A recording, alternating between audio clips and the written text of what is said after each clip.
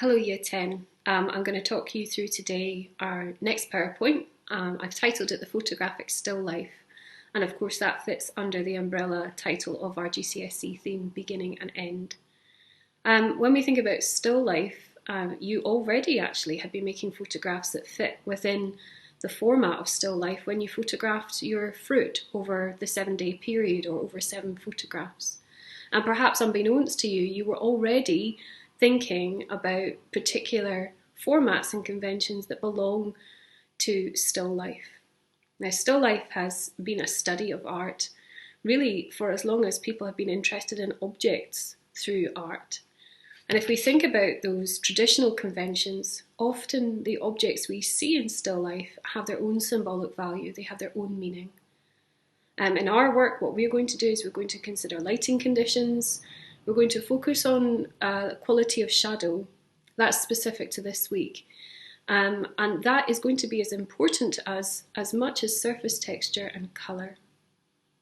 So if you have a look at the image on the screen just now, we see something where the quality of texture is amplified through the use of light. And we also see that in those dark spaces, all sense of form and colour is thrown forward into our space, so we get a really clear sense of that piece of fruit. The fact that the rind has been peeled away, the fact that the lemon has been sliced in two, and also that it looks a bit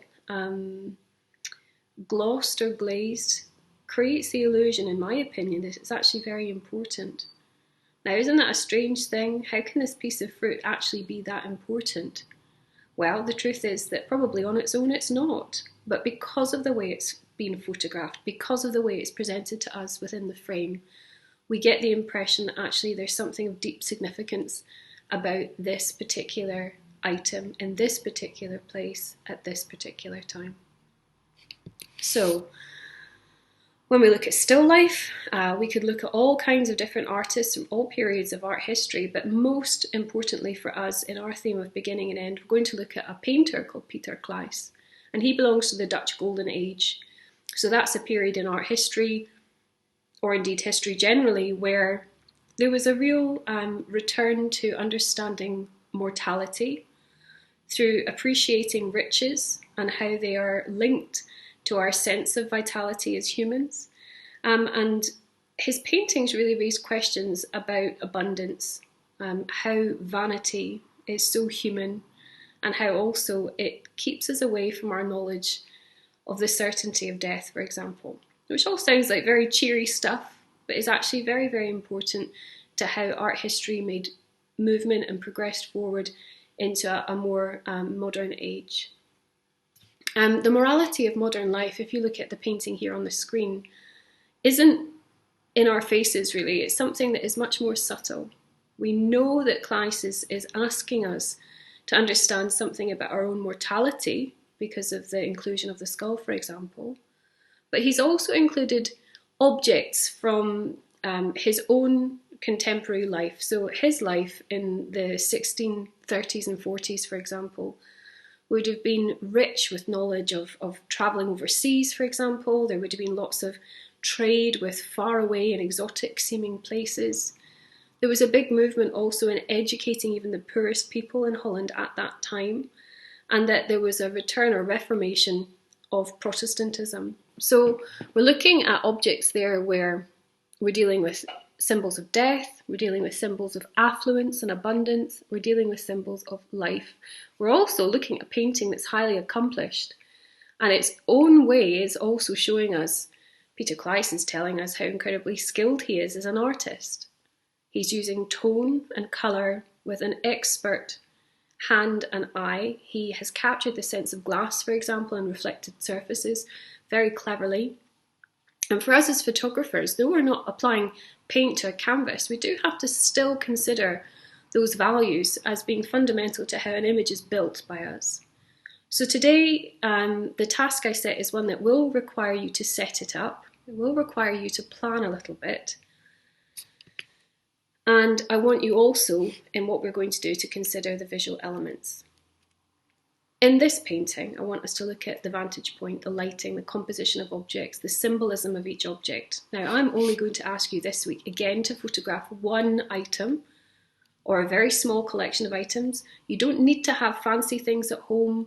You don't need to have lots of extra objects as props. You don't have to live in a theatrical household to have access to the things I want you to photograph. But we can take our cues from Pieter Claesz and from this golden age of still life painting. We can think very carefully about the direction of light, how light comes in from a single source.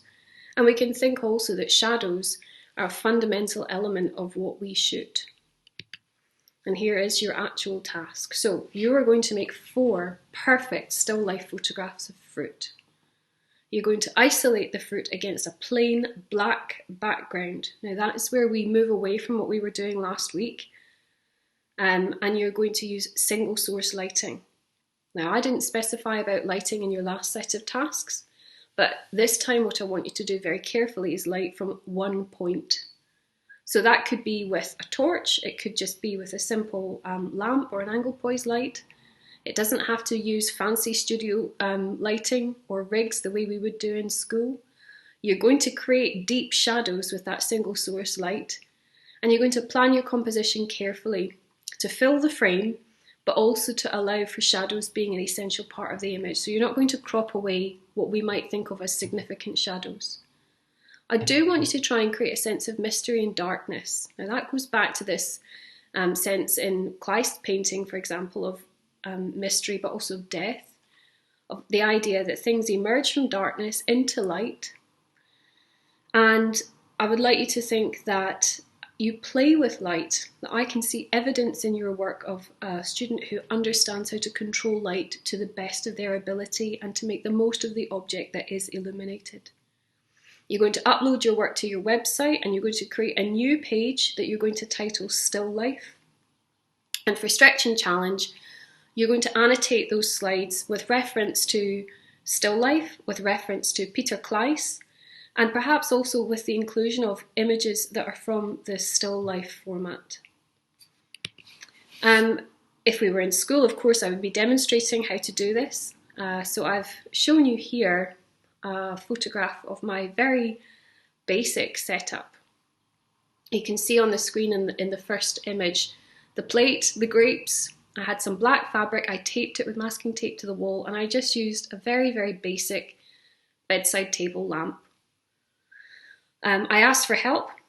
I needed some assistance, and my doctor held the lamp quite far away from the objects, but only from one point. Everything else was dark, so I had to wait until it was nighttime to do this. Or if you're at home and you've got a very dark room where you can pull curtains, fine. You can see then on the outcome images, I've put 2 there, I have made sure that my light points on the grapes, for example, are bright white. So they're the lightest point within the photograph. And I've also been confident in allowing the shadowed parts of the grapes to disappear almost entirely back into black. If you read the top tip that's on the screen just now, I've said to spray the fruit either with a little bit of water, perhaps from a plant sprayer, or if you're allowed, and this is okay with the people at home, you could do the same thing with a bit of oil. That gives a really excellent sheen on the surface of whatever fruit it is you're going to photograph. Obviously, I've shot grapes, you could do anything at all, the same would apply. You want to have something on the surface of that object that's going to bounce the light back at you. And you can see on my 2 examples that the light points are the bright white. In fact, if you compare the bright light white to the edge of my slide, which is pure white, it's actually the same. And that's what I'll be looking for. So completely black, dark shadows and completely white, bright points of light. And to go back to your task again, make 4 perfect still life photographs of fruit, isolate the fruit against a plain black background, use single source lighting, create deep shadows, plan composition carefully to fill the frame but to allow shadows as an essential part of the image, create a sense of mystery and darkness, and upload your work to your website on a new page that you will title Still Life. Good luck, year 10 photographers.